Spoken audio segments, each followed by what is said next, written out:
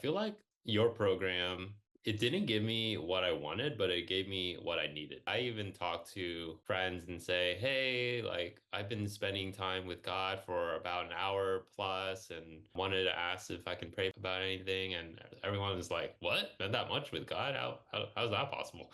Yeah, I never thought I could spend time with the Lord that much. It was, I mean, before you, it was just probably like 15, 20, 30 minutes max and maybe an hour, but it's once in a blue moon. But now it's just like a regular thing, and I even do it when I don't feel like it. And yeah, I'm pretty consistent with it.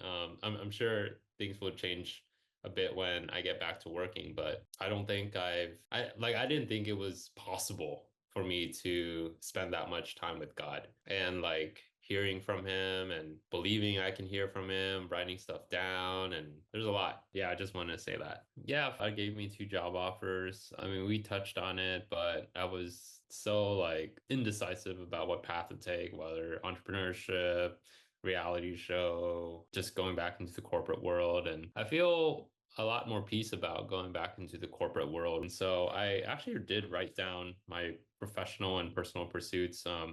I'm learning to just trust that I can hear God more instead of just doubting, like, is this me? Is it God? Is this selfish of me? But I'm just gonna write it down, and some of it is encouragement, some of it is wisdom, some of it is just insights about myself and my life. Yeah, I think I got a lot more clarity around my professional and personal life slash ministry. And so on the professional side, I got more clarity around just the type of work that I enjoy and the type of environment that I would thrive in. And God just really highlighted, honestly, in one morning, He just highlighted to me that I enjoy, I don't know how specific, but I really enjoy working on a team and being part of a structured environment. And I actually like being told what to do. And I know many people don't like being told what to do, but I like being told what to do.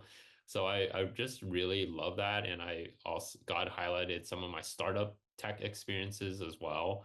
And I really enjoyed just building with a team and just growing with a team. And so that's really the type of environment that I like. And then in terms of the role itself, yeah, God gave me a vision to be some sort of like a chief of staff or a program project manager because I that's really been constant throughout my professional life is just organizing a bunch of chaos together and putting it together in processes and helping people relate relationally and partnering with people. And also, God highlighted like a previous experience where I was helping a chairman of the board of a nonprofit. And that was actually my most professional experience that I really came most alive in. And so it's just data points that God has highlighted to me.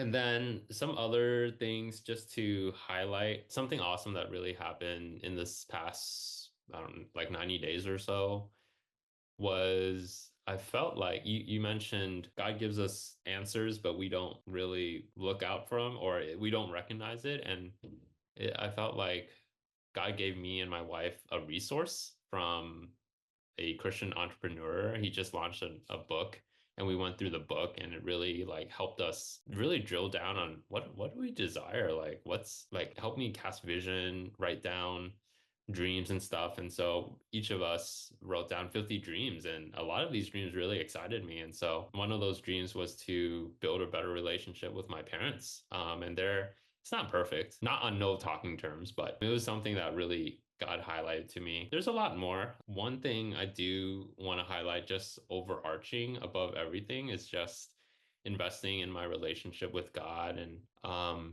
being able to have a framework on, I guess, how to spend time with Him. Because before it was just like, okay, I'll go as long as I want or as long as I can take. But having a framework really helps. So it's really, I guess, trained me to be patient, wait on God, listen to His voice, write stuff down, and believe that, oh, okay, I can actually hear from God. And so, yeah, there's a lot, but I would say those are the main things.